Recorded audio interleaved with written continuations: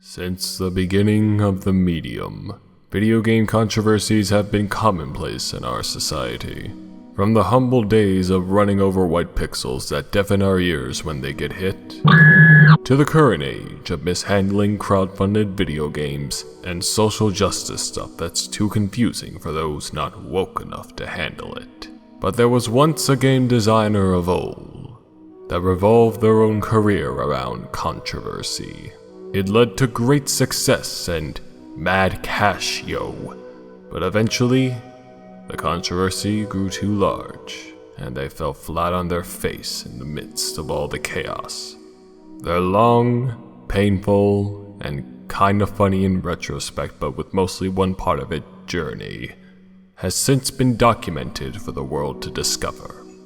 And it is today, my children, we will be taking a glimpse into this very subject. So, why not indulge in the insanity as we go through the controversial games of one of video game development's most interesting figures. This is the rise and fall of John Romero.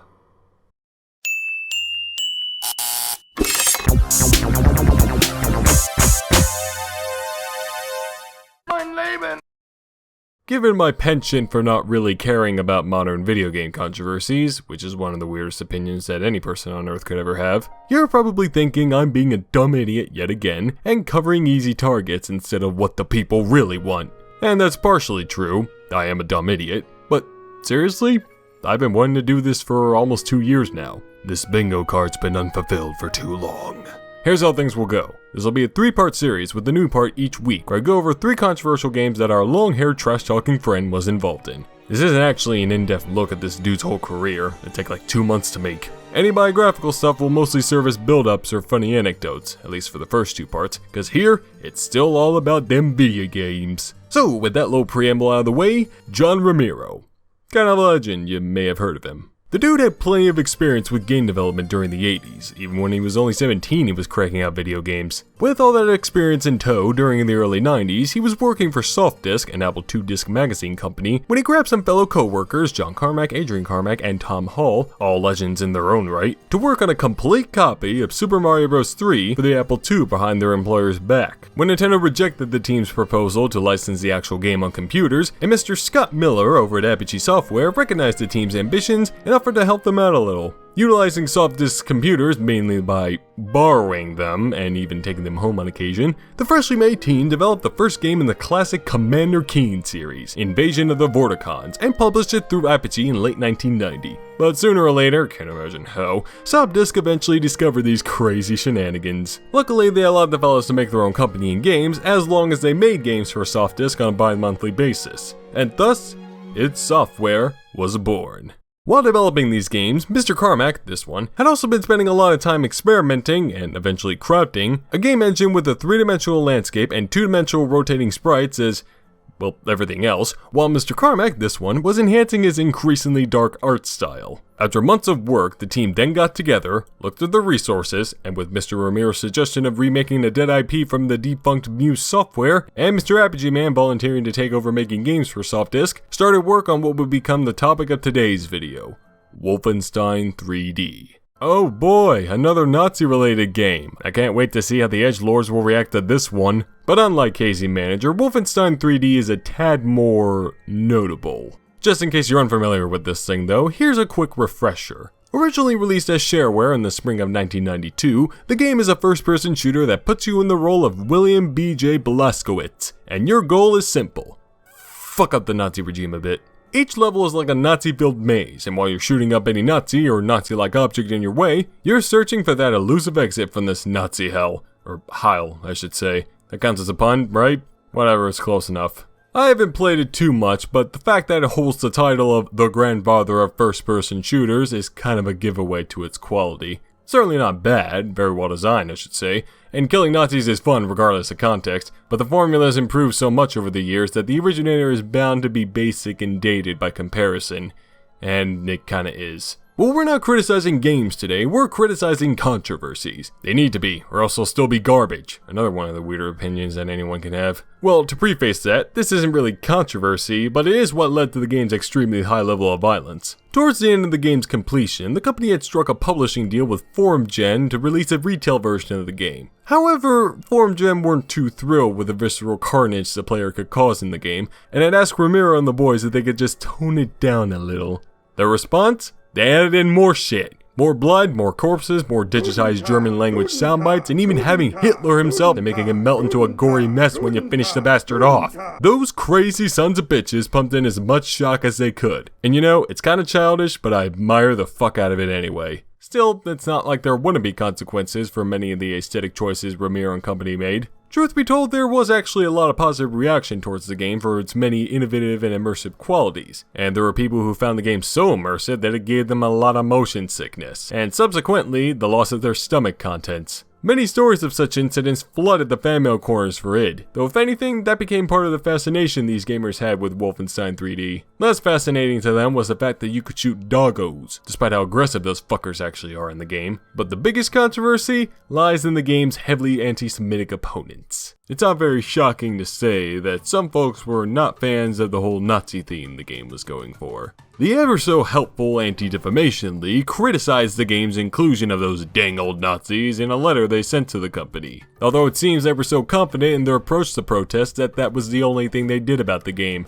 and as expected, it pushed that complaint off to the side. Now, I'm not completely sure what the contents of the ADL letter were, but I can guess it was something along the lines of, "Stop portraying Nazis in such a cartoonish, over-the-top manner. They were actual, literal assholes who did bad things and you should be ashamed for making them goofs." And to that I say, they're Nazis. Everyone who's played the game knows what they did and what they stand for, and every rational human being who found that shit despicable and reprehensible have all the justification they need to blow them apart in this game, or any game really. It's also a bit peculiar how they complain about this and not KZ Manager, which goes against everything they say they believe in. And sure, that game was a bit more obscure than Wolfenstein 3D, but it made the fucking New York Times. So there was a period where it held the public's attention, if only for a second, and the ADL somehow missed it? Come on guys, you gotta step up your anti-defamation game or you're gonna end up useless. One controversy it couldn't ignore, however, was from die Bundesrepublik Deutschland itself. Remember that little policy those funny people had about how if any media portrays Nazis or Nazi-related imagery and such, regardless of context, that media is getting smashed with the ban hammer unless they change or remove the offending content?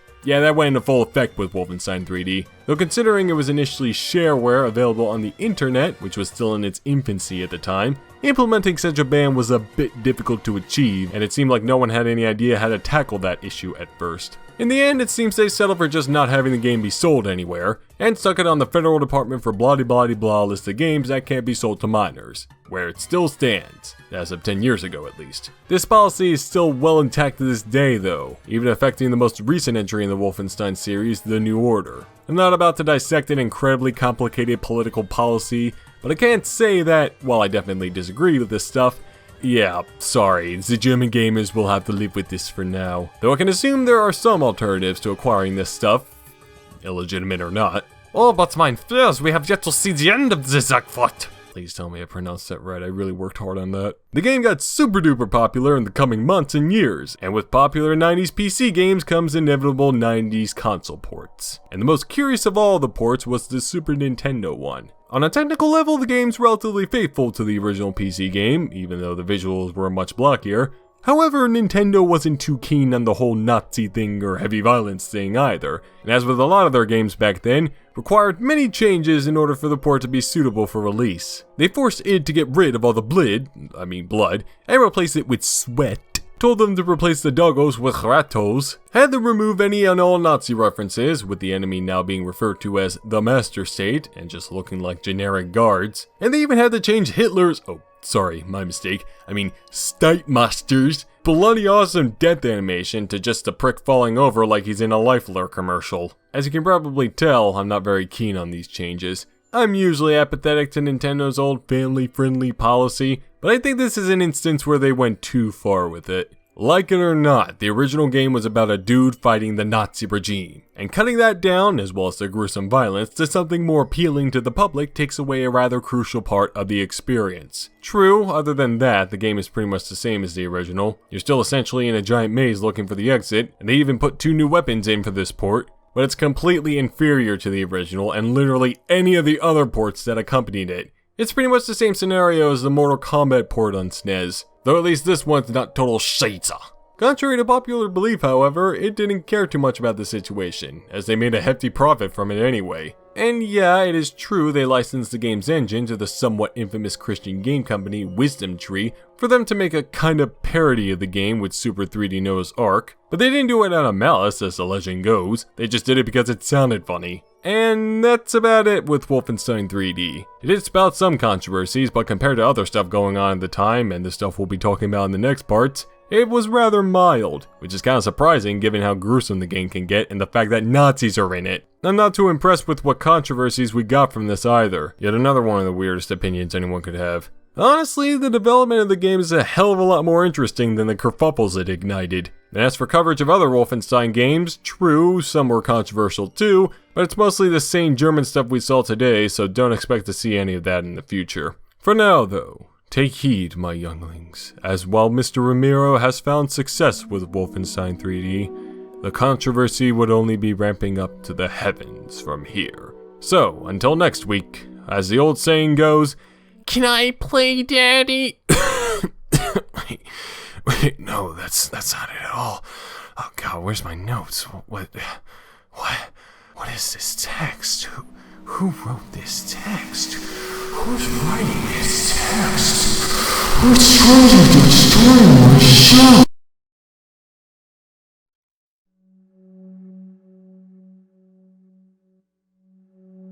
Welcome back, my seedlings, to our story about a man who helped breed some of the most controversial games in existence, but would eventually fall to one of his own creations. Last we left off, Wolfenstein 3D put Nazis back in style. I even hear Vogue gave it best of the season. But the game controversy we have on our hands today is one that few can rival, in both scope and significance. From game-breaking experiments to mass murder experiments, what we're looking at today set in stone some of the most iconic aspects of video game controversy, for better or worse. So, let's once again indulge in the deranged minds of Mr. Romero and friends, as we take a look at one of game controversy's most infamous eras, the era of Doom.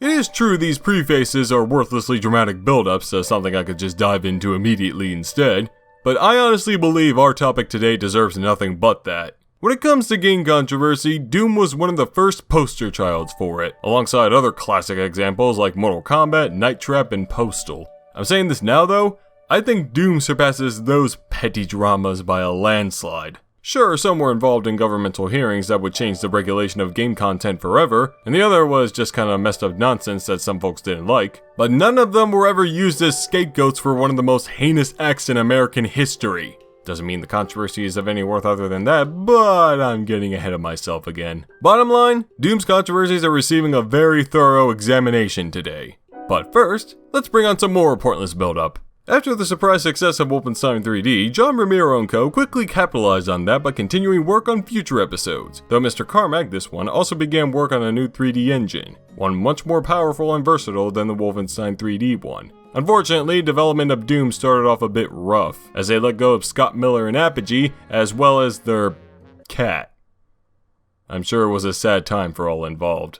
Mr. Carmack provided the initial vision, Demons from Hell, and the team agreed to set out for a game with that idea in mind, while having an aliens-inspired atmosphere combined with B-movie style horror. However, creative differences emerged between Tom Hall and the rest of the group, as he wanted the game to have a bigger narrative focus while everyone else, especially Romero, just wanted to kill demons. And eventually these differences culminated in his resignation. He'll come back though.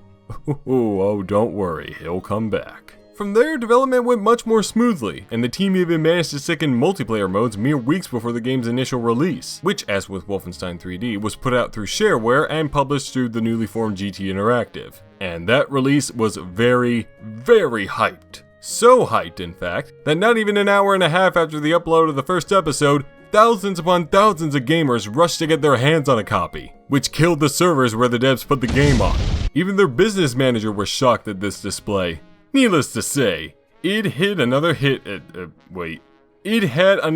on its hands. There we go. Why the hell do I keep doing that? Now, I apologize if this sounds very condescending, because it is, but I bet you're thinking, what exactly is Doom? Well, you play as the titular Doom guy, and you got yourself trapped in hell. So now you gotta fight your way out of there, and that's it.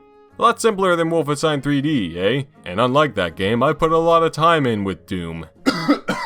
And boy, it is sweet. It took most, if not all, of the elements of Wolfenstein 3D and cranked it up to 99. It still has that essential maze game design where you gotta find the exit, but the opponents are even more aggressive and trickier than any of those Nazi bastards in Wolfenstein 3D. Luckily, the gameplay is actually fucking awesome this time, because going around at 50 miles per hour plowing away at demons, skulls, and those godforsaken man-bear pigs is so much fun. So much fun. It sure held up a lot better than Wolfie Wolf, I can guarantee that. And it's a good way to blow up some steam, too. I could go on and on praising this game, but as per usual, we need to focus more on the people who weren't praising it. The mid-90s was a very fragile time for public perception towards video games, and that all came to a head during the 1993 Senate hearings. You remember those, right? The ones where that fake Democrat Joe Lieberman and a few others tried to convince the US that games like Night Trap and Mortal Kombat were sick and disgusting, and then told game makers they had a limited amount of time to make a rating system so the government wouldn't have to do it themselves? Romero and those crazy boys just so happened to release Doom the day after those hearings.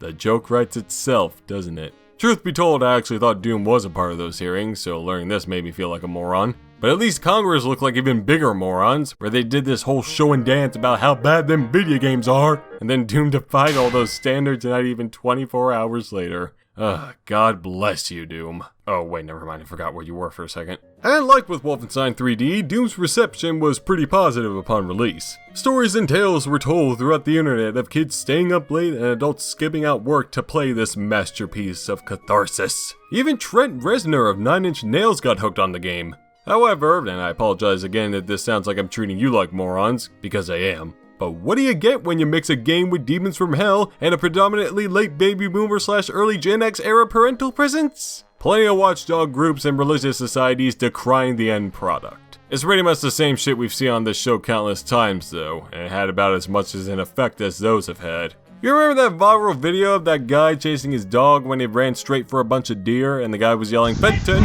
Fenton! Oh Jesus Christ! Fenton!" Yeah, that video? I remember a comment someone made on that thing where they apparently misheard the dude and thought it was just a crazy guy chasing after a bunch of deer while yelling, "Satan! Satan! Oh Jesus Christ! Satan!" Okay, follow me here. The religious people and watchdog folks are that guy, and the deer are Doom and its demons. Does that explain my thoughts well enough? No? Then I've done my job perfectly. Moving on.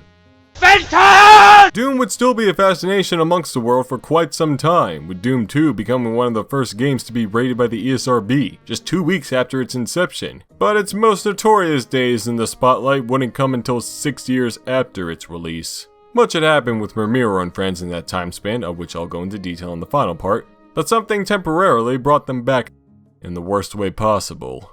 On April 20th, 1999, 2 young high schoolers by the name of Eric Harris and Dylan Klebold armed themselves heavily and went on a shooting rampage in their high school that lasted no less than 1 hour, taking the lives of 13 people and, in the process, their own lives as well, in what was, at the time, the worst school shooting in the United States, the Columbine Massacre. Bringing this up is not exactly something I'm excited about, which, depending on your view, may be a tad hypocritical. But since we're actually discussing tragedy this time, I don't see any reason to be joking around much. In the aftermath of the chaos, many possible explanations for the incident had formed, and one of the more controversial ones were violent video games, the most prominent of which was, of course, Doom.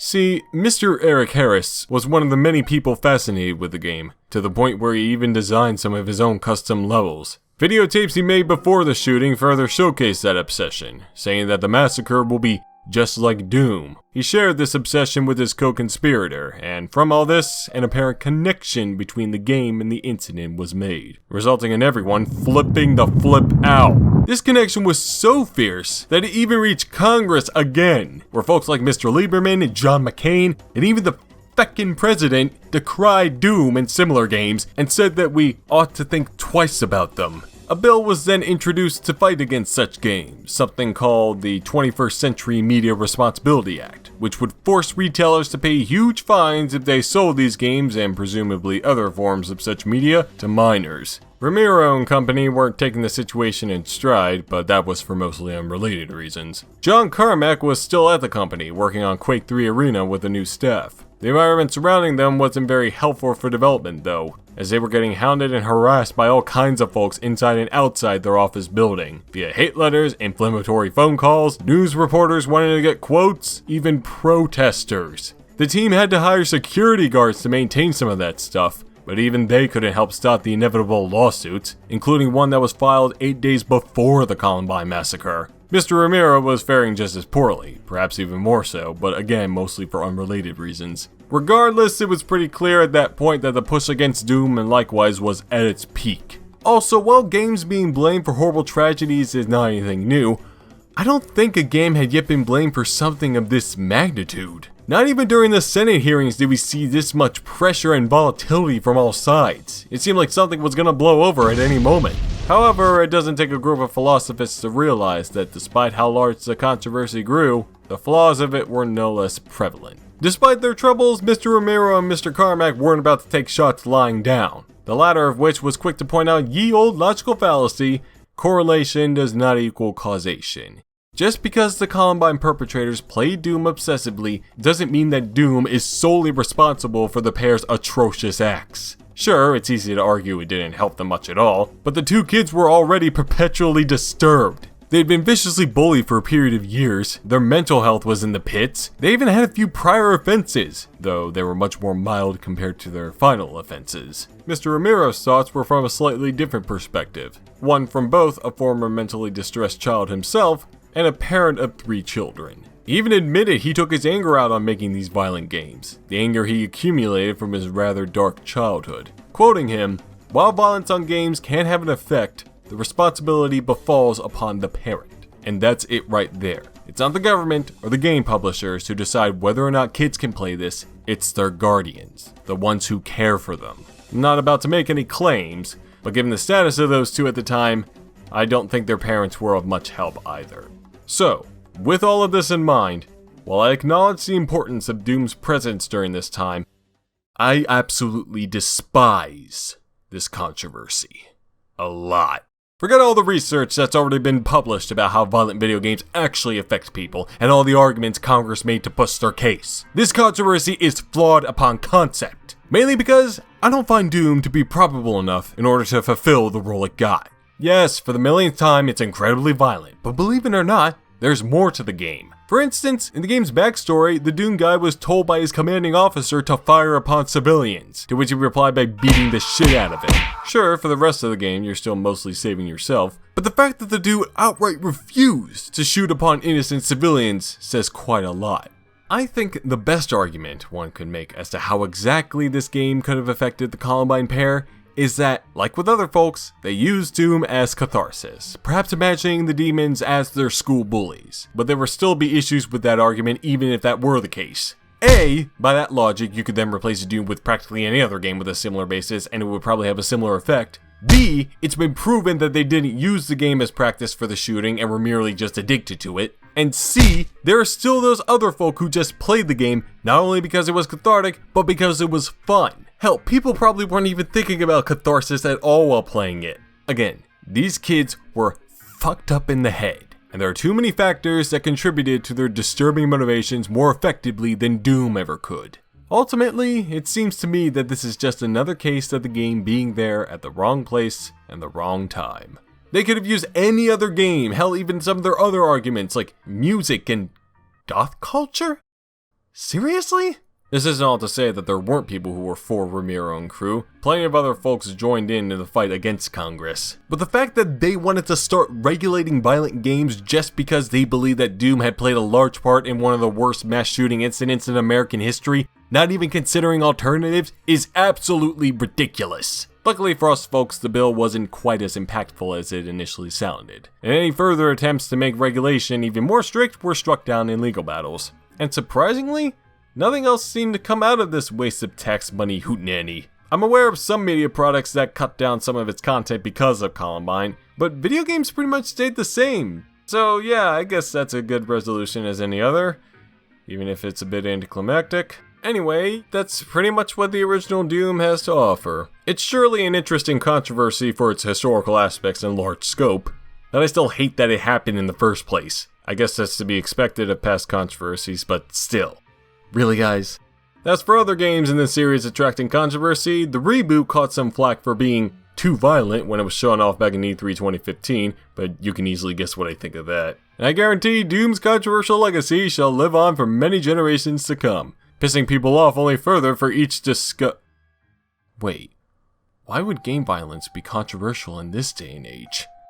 That doesn't make any sense. Unless... Dear God.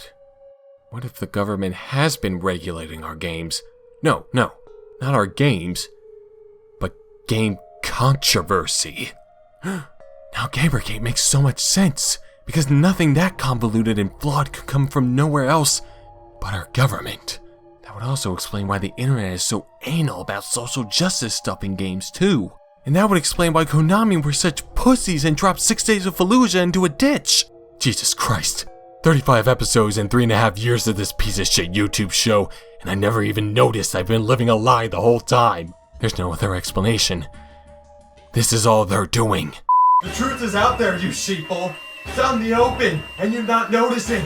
You don't take this opportunity now, you'll never get another chance again. You fools are living a lie! A lie that feeds off of your hatred from all the stupid shit that's happened over these worthless and wasteful years.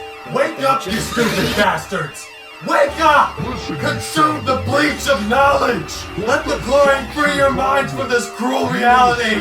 Drink the bleach, you fuckers! Drink it! Drink it! Drink it now! Drink it now! Ow, ow, ow, ow, ow, ow, ow! Like that, just...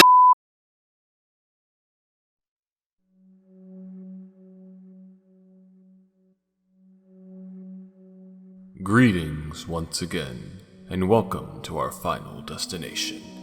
Our journey has taken us through many harrowing paths, but we've arrived to the last point of discussion that will open the eyes for all to see. Okay, fuck this pretentious bullshit, let's just get into it.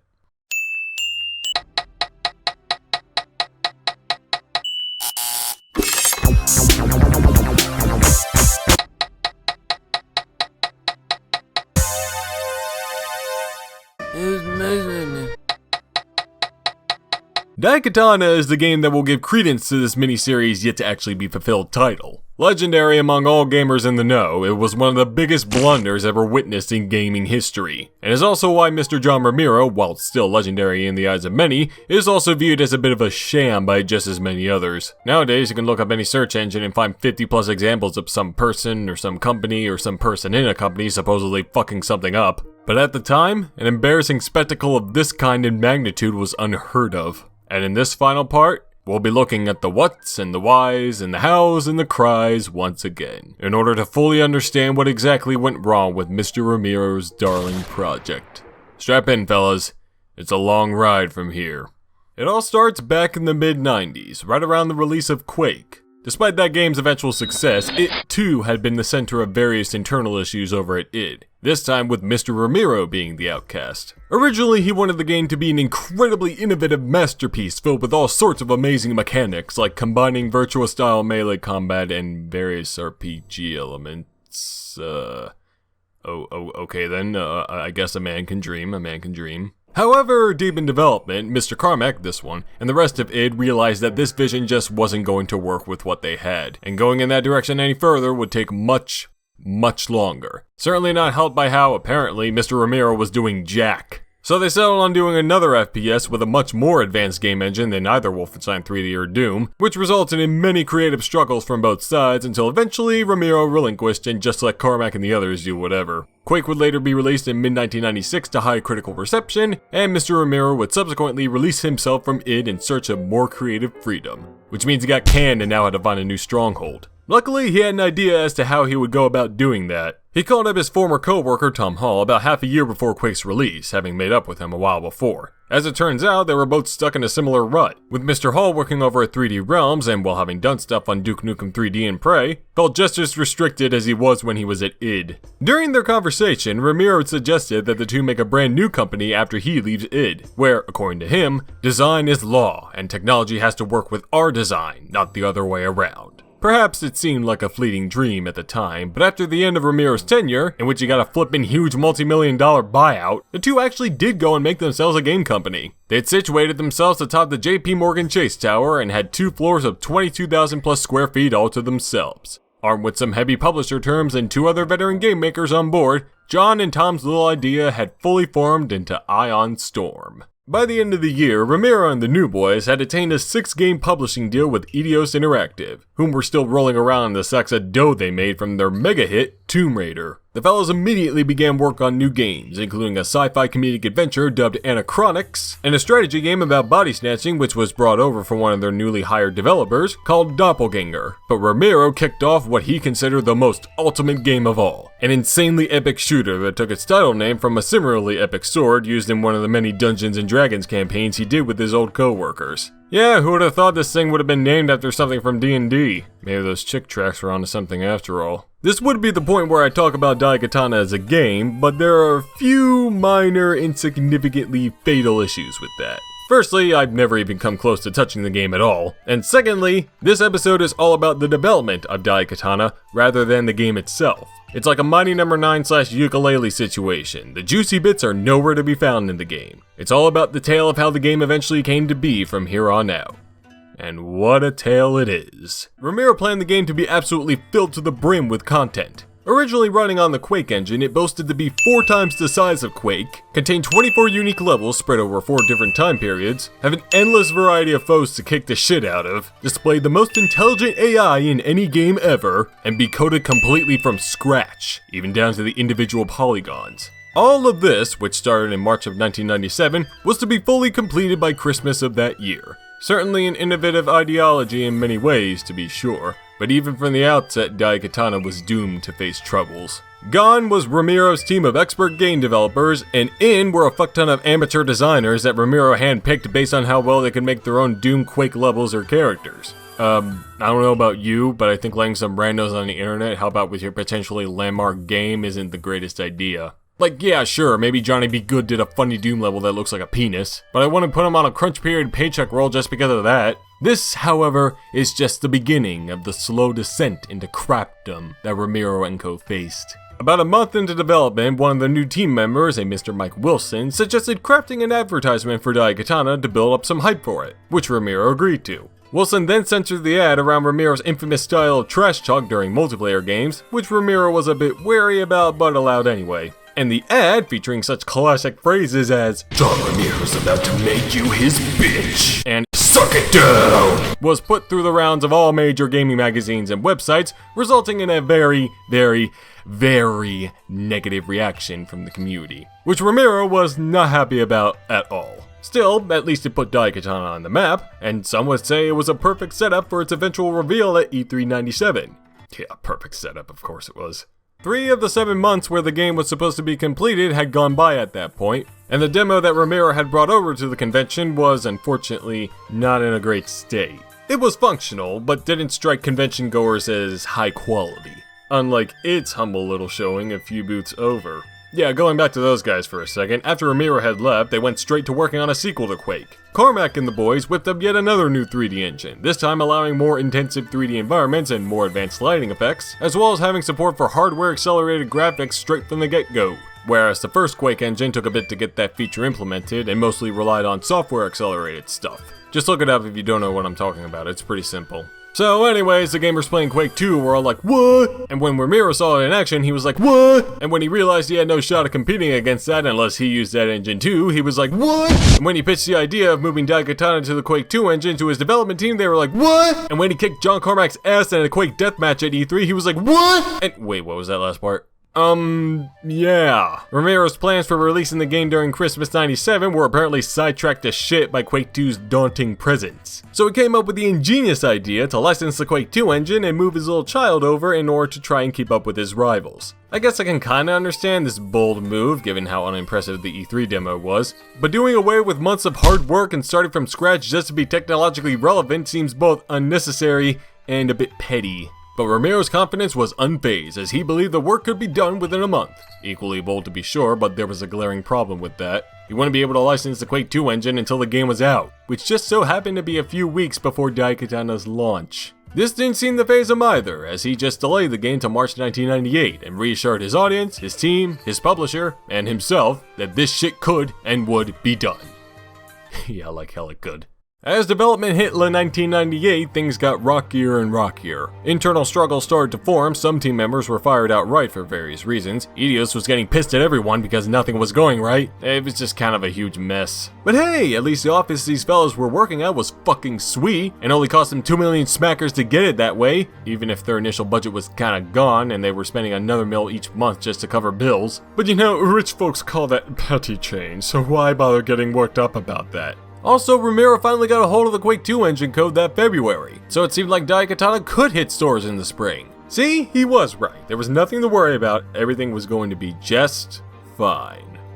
Until he looked at the code and realized how different it was from the first Quake engine, which was what he was more used to. As a result, he announced the new March 98 deadline for his little love child was not going to be feasible, though he declared yet again that this only needed a few months' work, ignoring the pleas of his co-workers to just go back to the Quake 1 engine. If it wasn't clear by this point already, pride ruled in this game studio rather than actual design. The struggles continued well into the coming months, with tensions between Romero and co growing more intense, Ion Storm's E398 showing doing rather poorly yet again, and the company's first actual title, Dominion Storm Over Gift 3, performing terribly with critics and consumers. Said consumers were also not pleased at all with the situation, taking to internet forums and likewise to mock the company, Daikatana, Romero, Romero's ego, Romero's hair, Romero's death, fake death I should say. Jeez, I'm not gonna turn this into one of those X died and was replaced by a lookalike copy pastas. Shit got even worse later that fall, when classified information about Eidos potentially buying out Ion Storm spread throughout the web, all from a site, or person, or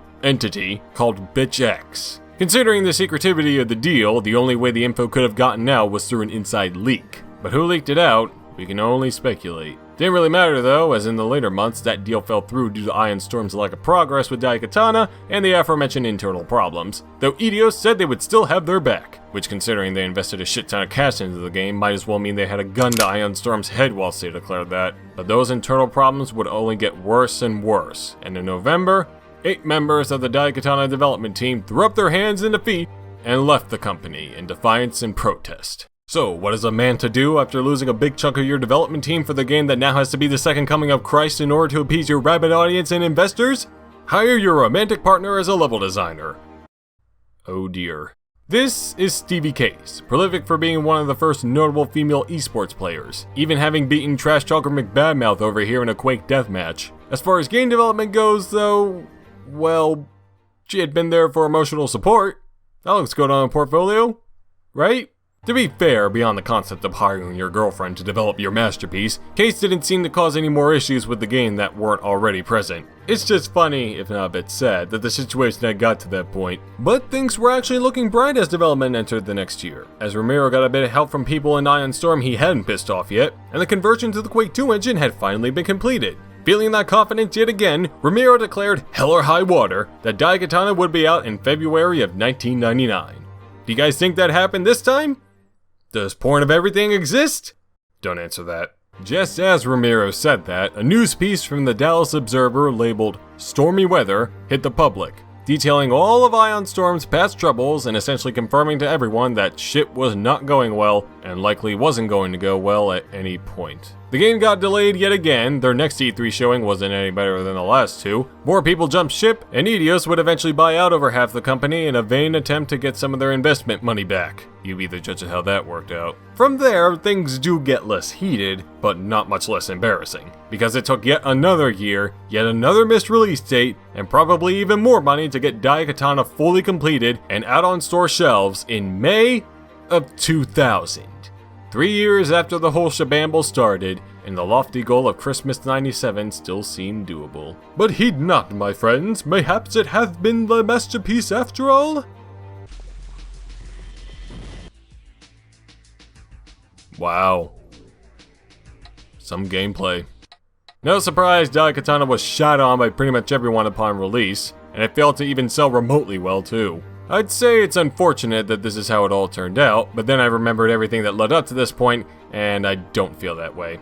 Afterwards, Romero then helped out with Tom Hall's own love child, Anachronix, but by the release of that game about another year later, Eidos had enough of not making money from these fools and closed down the Ion Storm Dallas office, resulting in Romero's termination, Hall's termination, and whoever else happened to be there that day, I guess. Maybe they had another cat there, I don't know.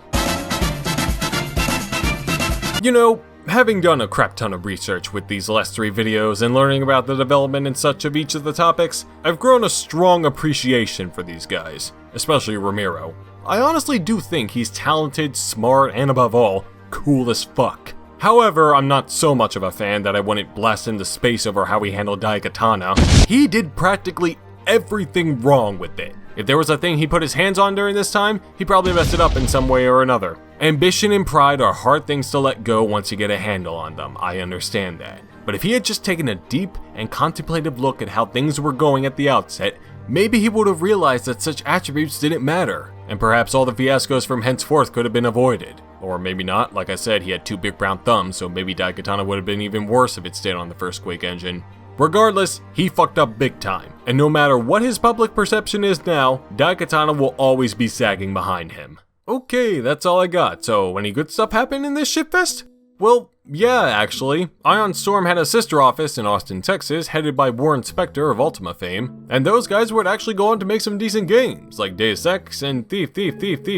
Some of the countless people who got the boot, or booted themselves out of Ion Storm, went on to form the well-known publishing company Gathering of Developers, who'd published games like Max Payne, Age of Wonders, and even the first Mafia title. Also, Tom Hall's Anachronix, despite it flopping in the market, was a lot more critically acclaimed than Daikatana, and is now considered something of a classic among the 10 people who played it. Even controversies as messy as this one can always have diamonds in the rough. But to be honest, this whole controversy is one massive diamond. Yes, I've done a fair amount of mocking throughout today's episode, but this is honest to God the best controversy out of the 3 we've looked at over in this miniseries. Probably one of the best controversies I've covered on this show to date. I've said a lot about what I consider to be a good or bad controversy, as weird as that sounds.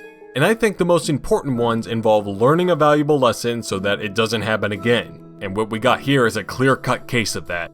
This is the textbook example of how to easily fuck up a game, especially if you're a veteran in the industry. Mr. Romero's pride and lack of management skills got the better of him, and practicality was just not present at any point, except in those who got the fuck out of there while they could. The many mistakes and downfalls made here today are easily avoidable. And even though similar ones have occurred since then, I don't think they're quite as informative and deep as this one. Probably because the whole development process has been available to the public for quite some time now. Wolfie 3D I can give or take. Doom's Columbine shit never needed to occur. But I'm kind of really happy Daikatana turned out the way it did. Why doesn't that sound right? And that's it. That's all there is to the controversial games that John Romero's worked on. As for his activities post-Ion Storm, he's been all over the industry, but his portfolio isn't too impressive. Those recent outings might have some potential. Last year, he and Mr. Carmack, this one, got together and did a Kickstarter for a new FPS called Black Room. However, they canceled the campaign a few days after the launch in order to work on a demo to show off first, and we haven't heard much about it since. Though in a recent interview, Romero says that he can't talk about it yet, so maybe it's happening? Whatever the case, I'm sure it can't do any worse than Red Ash. What happened to July 2017, guys? Did you delay it? Are you gonna announce that, or are you too embarrassed to do that? again! Oh boy, I can't wait to see where that goes. Anyway, dear viewers, remember the lessons demonstrated today, and the previous week, and the week before that. For they may guide you and your future travels, even if you're not developing video games. Regardless, this tale is at an end for now, and I hope you've enjoyed listening to it despite how much the tale has already been told. And if you didn't enjoy it, then suck it down, motherfucker! Thanks for watching.